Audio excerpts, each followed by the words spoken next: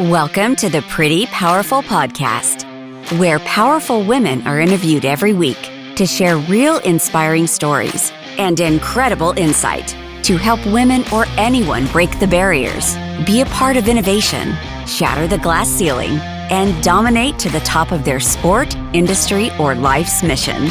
Join us as we celebrate exceptional women and step into our power. And now, here's your host, Angela Gennari. Hello, welcome to another episode of the Pretty Powerful Podcast. My name is Angela Gennari, and today I am here with Kerry Damiano. Hi, Kerry. Hi, how are you? I am doing so good. So, Kerry is the creator, writer, and host of her own web series and blog about travel, style, and shopping. Ms. World Traveler, Kerry Damiano, has been to over 130 countries and all 50 states. Her love of all things glamorous, which she weaves into every YouTube episode, stems from her decades-long tie to the pageant community. So that is very cool. So you spent a lot of time in the pageant community. I love this. Yes, over 40 years. I started Wow. in 1981, so back before most people were born. Yeah, that's amazing. So you were the recipient of the Legacy Award for over 25 years of contribution to the pageant industry, Best Pageant Coach, Best Sponsor, Brand Ambassador, Best Pageant Judge, and Best Forever Titleholder at the Global Beauty Awards. Wow. That is so incredible. So what made you want to get into that industry or that world, the pageant world? I didn't. I never wanted to. I Really? always thought, well, when I was young, I watched Miss America and Miss Yep. USA on TV like everybody else, Sure. back when it was on TV, and thought, that's not me. I mean, I Right. love it, but that's not me. And Hmm. so I started sort of getting the inner spark. Like, Uh-huh. you need to do this, you need to try this. And I resisted. But Uh-huh. when I finally said, okay, I'll do it, then I got hooked. Yeah. And it's sort of the story wrote itself after that. But for the first 20 years, I did some competitions and I did some judging. Oh, And then nice. in the early 2000s, I started coaching. And Uh-huh. then I did a lot more judging and a lot of coaching, a lot of attending different pageants and Mhm. co-hosting and some different things. So really sunk my feet into it probably for the last 24 years. Okay. Very cool. So what is the average age of the contestants that you work with in the pageants? There isn't. There Oh, isn't an okay. average age because, in the old days, again, it was sort of the 18 to 25. Well, Yeah. now we have pageants for babies up to 90 years old. In fact, I just judged the Ms. Senior World, and their Wow. age categories are 50s, 60s, and 70s. So there's sort of something for everybody. Absolutely. So I did pageants, full disclosure, when I was younger. So I started when I was Okay, probably 13 or 14, maybe, okay. and I did it all the way through high school. So and then when I went Any to systems I would know? it was I was part of it was the local Miss America pageant. Okay, But excellent. also when I was younger, I don't remember all of those. It was like the Miss York where I was from. And so they had some of the younger pageants, so I did that. And then I did What was your takeaway from that? I'm always interested to hear because everyone has a different experience. So sure. what was your takeaway from it? I think it made me comfortable with being in my own skin, because you're really literally presenting yourself out there on stage. I mean, so it gave me the True. confidence that I could go out and talk. And now I'm still, I still struggle with public speaking sometimes, but I'm getting better at that. But it did give me a little confidence to be able to talk to people, especially as a teenager, because you're talking to adults, you're Yes, being interviewed. And so you have to that's have a right. certain level of poise. So that poise and that confidence I've Mhm. carried that through. Yes. And that's what a lot of girls, it's the whole reason that they enter, and then that's what they get out of it.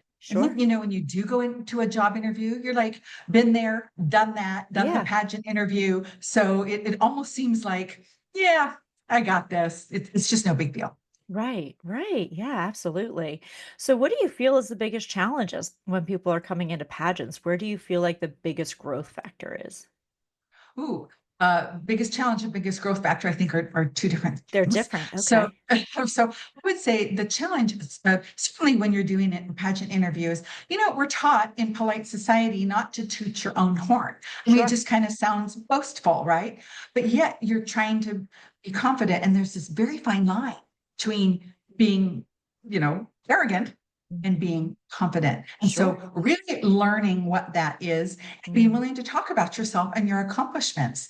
Your idea in an interview is to let the judges get to know you, and they Right. can't get to know you unless you're willing to talk about yourself, Yep. which is hard for a lot of us to do. It's sort of, very much along the lines of your podcast, that Yep. we women, we give our power away and we talk about other people and try and lift up other women, especially, but it's hard to do it for ourselves. So I think that's something that you learn when you're in pageantry. I totally can that resonates with me because, like you were saying, we do talk about that on our podcast because women have a very hard time talking about their own accomplishments and their own skills and their own abilities. And I think that that hurts us not only in the pageant world, but it hurts us in the business world and getting promoted because In life. we want to give credit to everybody else. We don't want to take credit on our own because we don't want to come across as feeling arrogant. But men can get away with this all day long, but women, Right. we feel like it's just not polite, so we will hold that Mhm. back, and it holds us back as, as women. So I can Yes. definitely understand that. Yes. So So the where other do you thing you feel asked, like people grow most? well, like you mentioned, in your confidence. Uh-huh. I say this, not every pageant has a swimsuit competition, but a lot of them do. Sure. And if you can get into a swimsuit in high heels and go out on a stage Yep. where everyone else in the room is clothed. So Yeah. there's a big difference. When you're out on the beach, everyone's in their swimsuit. But when you're the one in a swimsuit, when everybody else is clothed, that there's something about conquering that fear that once Mhm. you do, it's like, what's harder than that? Right. Right? Right. So now you've got this confidence, like, okay, if I did that, Right. I can do this. Yep. So I think I just see women really coming into their own, into their power, but into their confidence and saying, yeah, you know, I've done the hard things. Now everything else just seems easy after that. hmm Do you feel like there has been a transformation of the type of women who are entering pageants now? And the reason I ask this is because when I was younger, it was always the, pretty popular cheerleader kind of, mentality. But now I'm seeing like I think Miss America or is it Miss America? She's a fighter pilot. Like there's so Mhm, much mhm. that it's not the standard what you think of as a pageant contestant. These are Yeah. very smart women who are very Mhm, well-rounded, mhm. who have a lot of skill sets, not just, singing, dancing, Right. gymnastics, what you normally see in a pageant, but there's just an enormous variety, I would say, of women who are entering now. Well, that's because it's become so much more competitive. Right. Right. In the old days, and when pageantry first started out, hmm it was about beauty and, you Right. know, womanly arts in a way. Right. But now it draws a different kind of woman because in a way you have to have it all: Right. beauty, brains, ambition, wanting to conquer the world. You have all of these things that get wrapped up that contribute to who we are as women. So, Right. so there's also been a very significant trend toward authenticity Mm, and being who you are, not trying to fit yourself into a box of what the typical pageant girl used to be, but right. just being who you are. And so you get a much broader variety of women and their skill sets and what they do and what they want to accomplish. hmm The other thing that draws women in a different way is this voice that you have, a voice for the things that you're passionate about. It might be autism, it might be breast cancer awareness, or whatever it is. You have, as a title holder, a voice to talk about those things. So again, you're drawing different kinds of women for different reasons. Absolutely.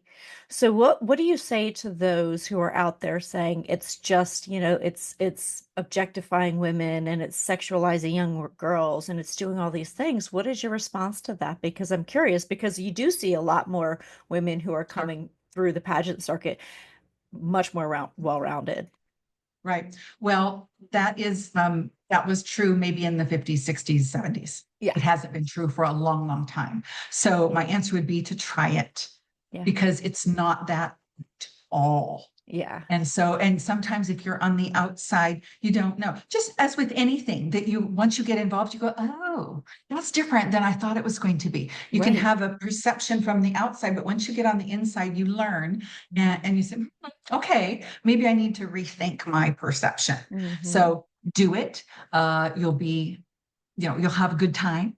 You'll meet amazing, interesting, accomplished women of which you are one. So why Thank you. not be involved in that sisterhood? Well, and that's one of the things that I loved about being in a pageant is you have this like rooting for each other, but yet it's still competitive.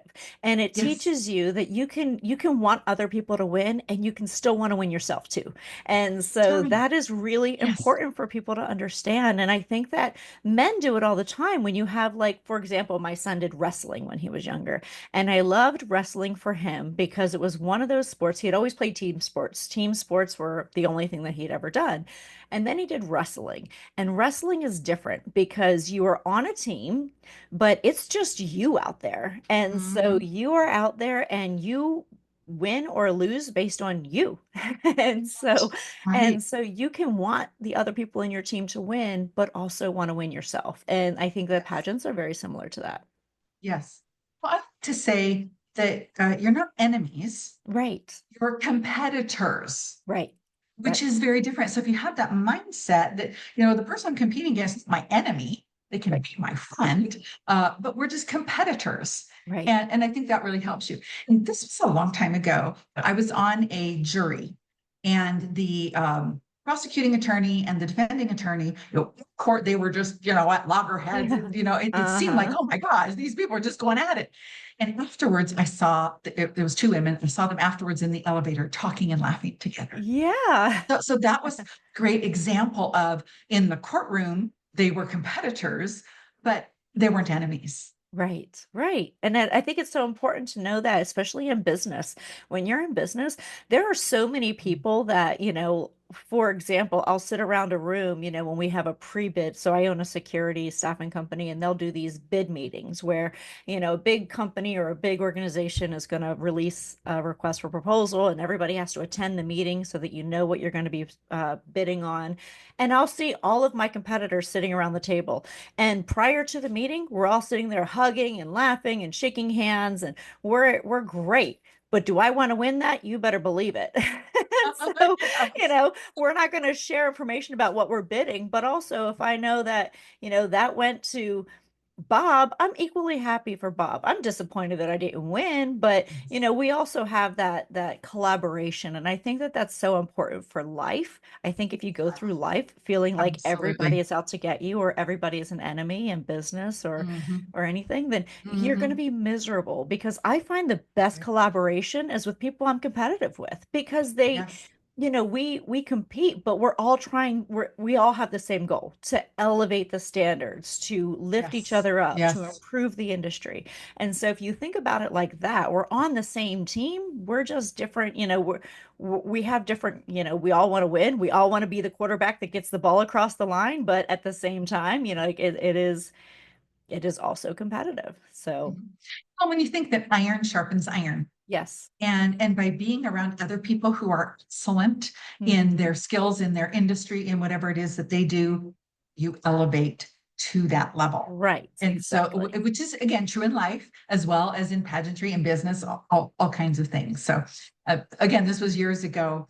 I was playing on a volleyball team at a school that did not have a volleyball team. So we started one. Oh, nice. And we got to play some very good schools, and one of them was a Division 4 school that sent their freshman team.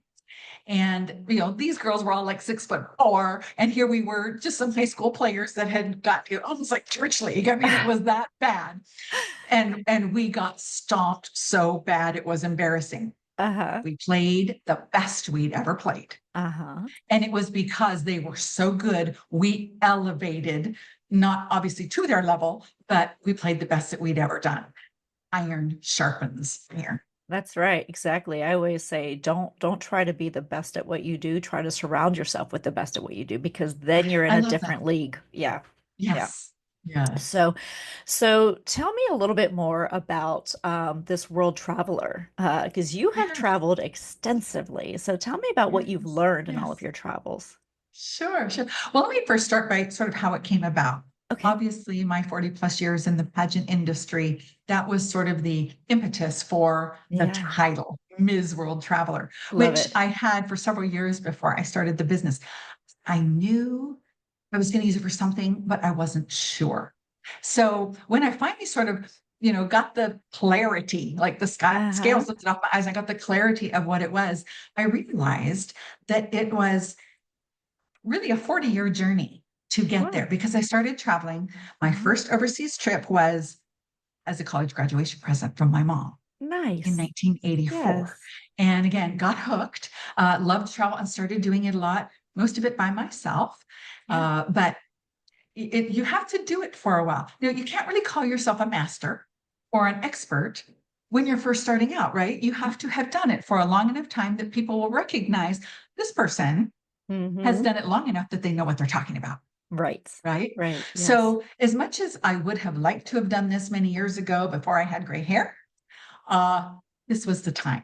This was Yeah. the right time in my life to do it. And I looked back and I had to get all of the pieces in place, the skills, the Mm. technology had to be in the right place. My finances had to be in the right place. I mean, all kinds of different things. And I'm sorry about that phone. I turned off my cell phone and neglected to unplug the landline. It's So I apologize. okay. Remember to do everything, right? Yeah. But anyway, I'm thrilled to be doing this now at this point in my life because I feel ready to do it. Yeah, good for you. Well, and I love to travel too. I didn't start traveling until I was in college, is when I first took my first flight, and I loved it. First international trip was in college, and I just Okay. continued to travel. And I just love I love how it expands your mind. I love how it Yes. opens you up to new experiences. And you see things on TV and you're like, oh, this is what Italy must look like. But when you go to Italy, it's not what it looks like, it's how it feels. And you So true. cannot So get true. that from a television or from Or a book. music. Yeah, Yeah, or a book. yes. Even a Mhm. book. When you learn about it in school, history isn't the same. No, History is living. And so right. when you go there, you feel it, you experience it, which Yes. is totally different than Yeah. reading about it. Absolutely. So I love to travel, Mhm. and I've tried my best to expose my son to travel. So he had his first international trip at 5 months old. Not that he remembers it, but I wanted that for him, that Uh-huh. comfort with airlines, the comfort with traveling, the comfort with new places, Yes. being in a new place and having to work through whatever Mm, the challenges are that come about, right. because I think that that's really character building, and I think that Yes. challenges create opportunities for growth. Absolutely. I actually just returned from Asia, Nice. and so many things went wrong on that Uh-huh. trip, including on my way over. I was supposed to just have a quick layover in Seoul before I headed to Cambodia, and I got stuck there for 3 days. Oh, Now, I had only packed for the tropics, humidity, heat, so everything was lightweight and sleeveless and all of that. So I had no clothes for the snowstorm that oh, I was stuck in Seoul for oh three no. days. So there's an example of the kinds of challenges you're going to Yeah. go through. And talk about character building. Are you going to get mad? Are you going to, be angry with the poor people who are trying to help you? It's not their fault that there was a snowstorm and the plane can't take Right. off. So it also forces you to think through scenarios and strategies. Okay, what can I do? How is this going to work? Do I stay at the airport? Do I get a hotel? All of these things that Yeah. you're just constantly running scenarios in your head to figure out how to do it. And then once you do it, you get that confidence. Okay, I figured that one out. Now Right. I'm ready for the next challenge. Right. Yeah. And it's amazing how much you grow in those moments and how much that adds value into your life that you don't appreciate in the moment because you're frustrated and you're Because you're angry frustrated. and this didn't go the way it was supposed to go. But, Yes, you don't realize the amount of value that that adds into your life. It's that's too right. soon to appreciate it. So, Yes. Yeah.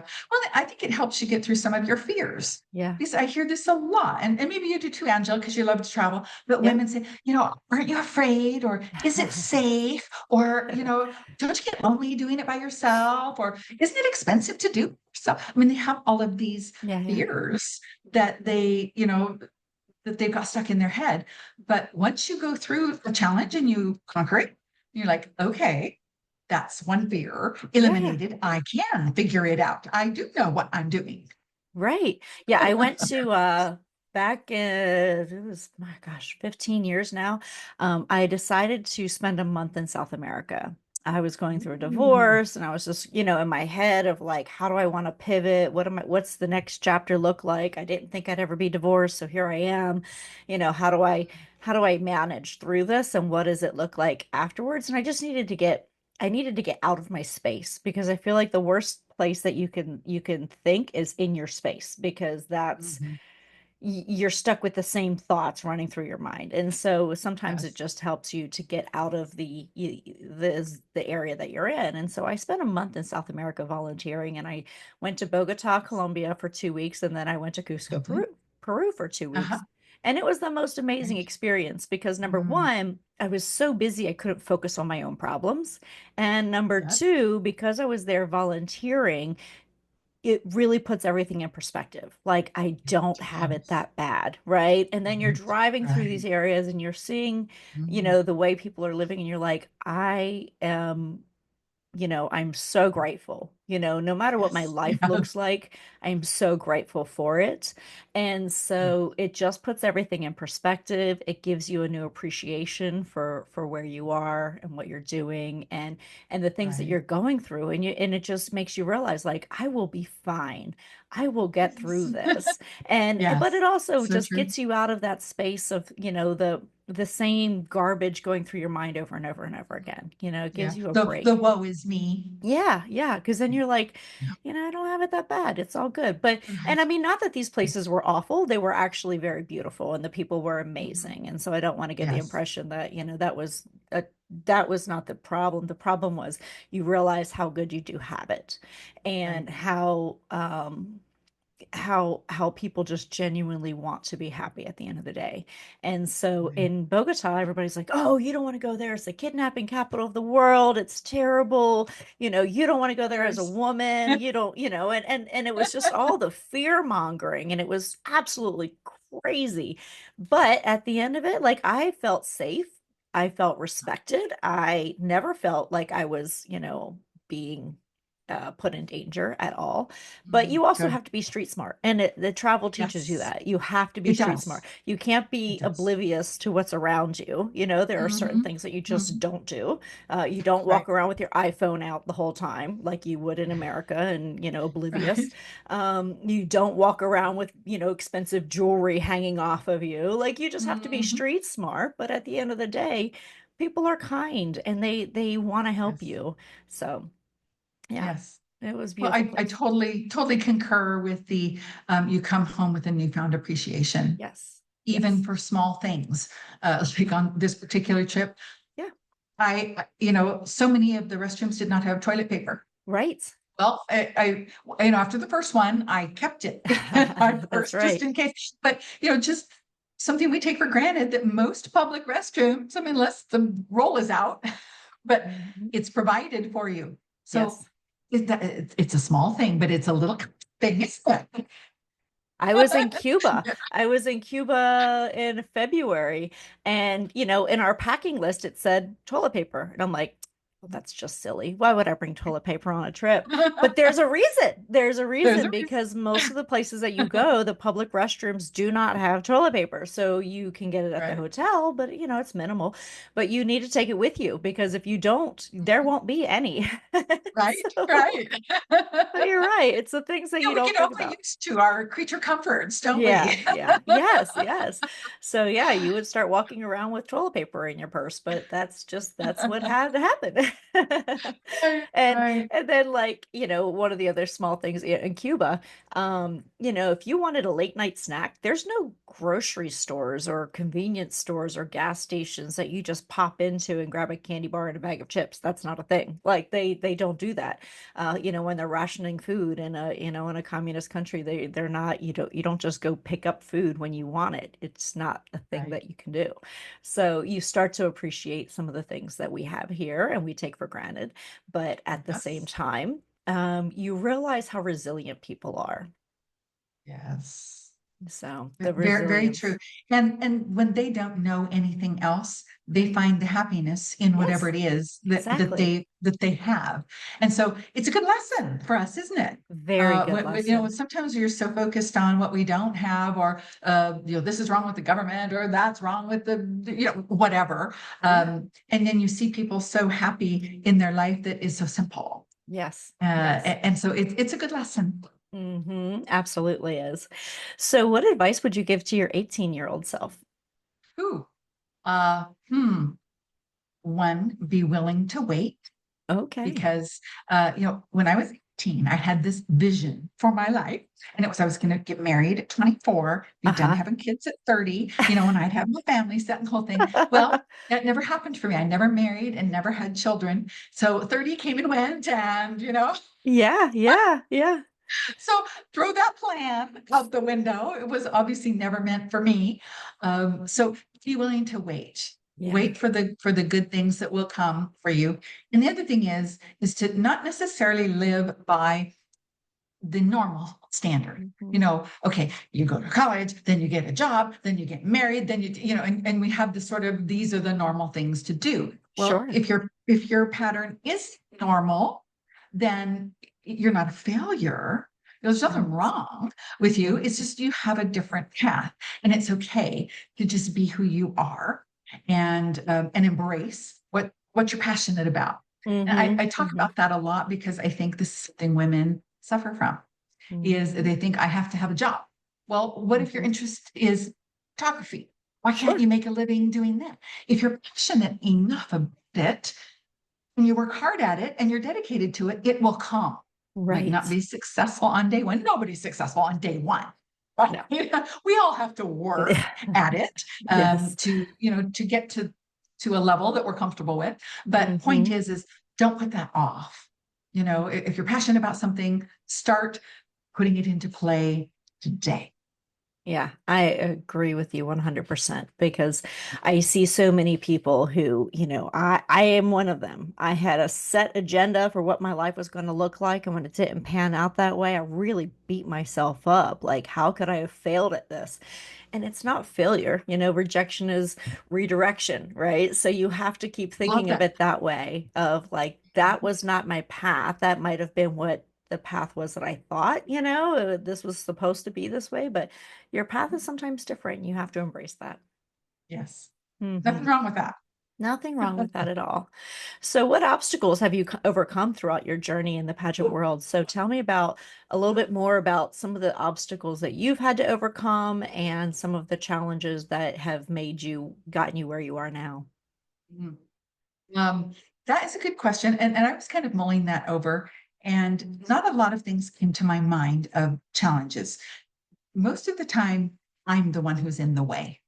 I get in my own way Oh, that's interesting. because of, like we are just talking about, having this is how it should be. Well, but if that's not how it is, I need to get out of the way and look at this is what's really happening. And then how do I grow? How do I move forward? What new skills do I learn? All of that.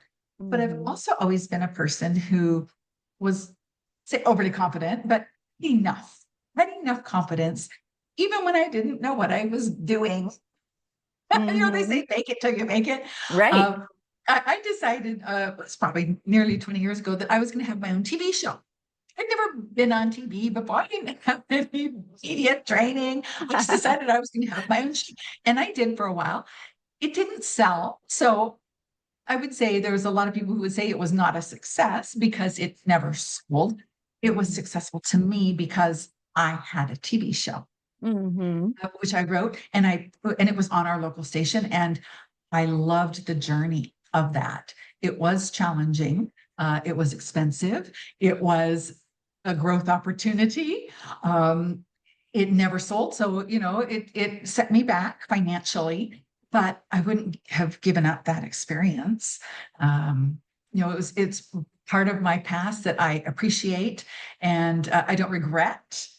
Uh, so it was a growth opportunity and a check off my bucket list. Well, good for you. And I think that sometimes that's perfectly okay. Check off the Right. bucket list and say, I did this. This was something I Yes. wanted to do. I did it.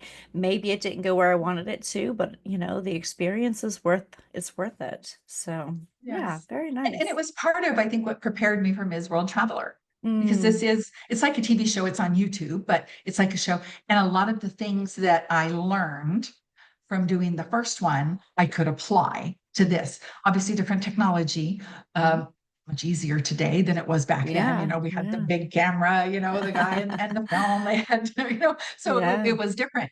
But a lot of the skills, a lot of the challenges, some of those things were the same. And so, as I started this one, I could look back on that experience. What did I learn? What did I do right? What did I do wrong? And take that with me into the new experience. Yeah, great lessons in that. So, I one of the questions that I always ask is as women we give away all of our power sometimes, and we give credit. And we were talking about this earlier in terms of like, building our own confidence and how do we take our power back? Can you tell me about a time that you've given away your power and another time where you've maybe stepped into your power?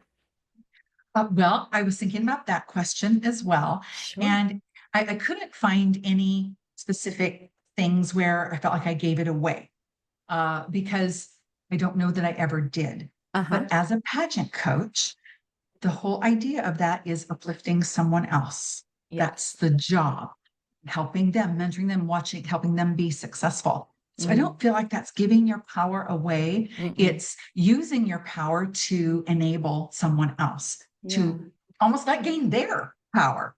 Uh, and if we're confident in who we are, we have enough power to share with everyone else. So we're not really giving it away; we're sharing it. And again, that whole iron sharpens iron, meaning you give it to someone else and yours goes back up. Yeah. So you didn't lose anything from doing that. And so that was, as I thought about that question, that sort of came to my mind that I shared my power. I didn't give it away. Kind of like when you take a candle to light another candle, it doesn't diminish the flame. That's right. Yeah, Very true. absolutely. So, what do you wish more people knew? Mm. To uh, to embrace the joy of life Yeah. with whatever it is, your passion, your dream, the thing that you've always wanted to do. That's for me, that's part of what gives me my joy in life. I wake up in the morning excited about every day. Hmm. Just what is today going to bring? What am I going to accomplish today? Because I love what I do. Hmm. If you love what you do, you don't work a day in your life. You've heard that said before, right? So if that's for me, that's embracing the joy in Yeah. my life. And so it feeds upon itself. The more I do, the more I accomplish, the more joyful I become. And so it just gives me a reason to wake up in the morning and to fall into bed at night, exhausted, but thrilled with what I Yes. accomplished. So, one question I have for you specifically, as a pageant coach, what three things would you tell women are essential in terms of like having that confidence, the kind of that pageant confidence that you would have on a stage? How would you advise someone who says, I just don't feel like I can do it. I just don't feel like I'm good enough. What Uh-huh. three things would you say are the most important aspects of yourself that you can build up? Well, I don't know if these are going to be the most important, but because I'm doing it, off the top of my head, Sure. the one of the first things is to never compare yourself to someone Oh. else, because comparison is like the thief of Mm. contentment. Mm. Once you start looking at someone else, now you might suffer from envy, or, in a way you put yourself down by wanting to be someone else, to have Yeah. what they have, whatever it is. If you can just look at someone else, say, that's wonderful for you. What Mm-hmm. I have is wonderful for me. So that you don't have to compare. That's with life, Yeah. right? I mean, that Yeah. just helps you in life as well. Another thing is to be yourself. Don't Mm-hmm. try to be what you think other people want you to be, because you don't know what they're thinking. We Mm-hmm. talk about a lot about this in judging. Well, the judges won't like that. How do you know? Yeah. Do you Yeah. know the judges? And if there are 5 of them, how are you going to hit all 5? You're Right. not, because one person liked what you wore and another person hated what you wore. So Mm-hmm. you can't go by what you think somebody else wants, because you don't know what they're thinking. It's impossible to know. So that means just be yourself. And that way, if you don't get the job, if you don't win the crown, whatever it is, you won't have to say, well, gosh, if I had just been myself, Mm-hmm. they might have liked me better. You'll never know. But if you just were yourself, you can say, okay, I wasn't the right person this time for that job, for that title, for whatever it is. You can be confident in that I stayed true to who I am, and I want to be the best that I can be. And that's going to be my third thing, is be willing to be the best that you can be, because there's always something to learn. There's always a way to grow. And so when you say, well, I'm going to be me, so that means I'm going to sit like this. Yeah. Yeah. No, you have to learn some skills. You have to learn to be the best self. And that's where the growth, that's where the confidence, that's where Mm-hmm. gaining life skills comes from. So those are my 3 things off the top of my head. I love it. I love it. Yes, absolutely. And I think just having that ability to be yourself, because when you're constantly trying to be someone else, and I think a lot of young women deal with this because we're constantly dealing with imposter syndrome. I talk to audiences, and most of the audiences that I talk to when I do speaking engagements are young women. And when I ask them, what is the thing that you fear? And it's imposter syndrome. It's imposter syndrome is what they're dealing with.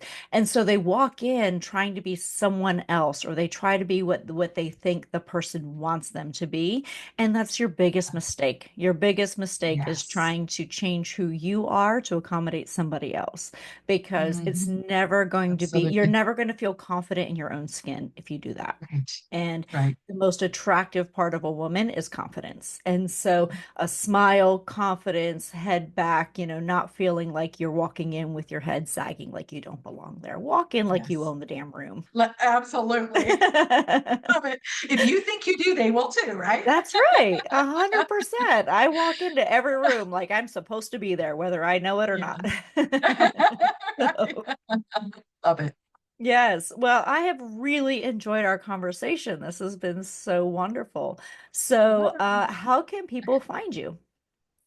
Well, we'd love it if people followed us on our journey. So it's Okay. YouTube, Ms. World Traveler, MS, Ms. World Traveler. We're Okay. also on Instagram, and that's Kerry, Ms. World Traveler. And Kerry is Kerry. Uh-huh. There are 17 spellings, so don't assume you know which one. Oh gosh. Kerry, Ms. World Traveler. We're also on Facebook, Ms. World Traveler, and website, MsWorldTraveler.com. Beautiful. Well, thank you Yeah. so much, Miss Kerry Damiano. Thank I want you. to say that right, Damiano. Appreciate So it. thank you so much. It's been such a pleasure talking with you, and I just wish you so much luck out there. And Thank you. I Appreciate it. appreciate what Appreciate you're your time doing today. to increase the confidence of women all around the world. So thank you for that. You too. Thank you. All right. Well, we look forward to seeing you on another episode of the Pretty Powerful Podcast. And if you want to find Carrie, you can also go to our website at prettypowerfulpodcast.com. And we look forward to talking to you next time. Have a great day, everybody. Bye-bye. Thank you for joining our guests on the Pretty Powerful Podcast. And we hope you've gained new insight and learned from exceptional women. Remember to subscribe or check out this and all episodes on prettypowerfulpodcast.com. Visit us next time, and until then, step into your own power.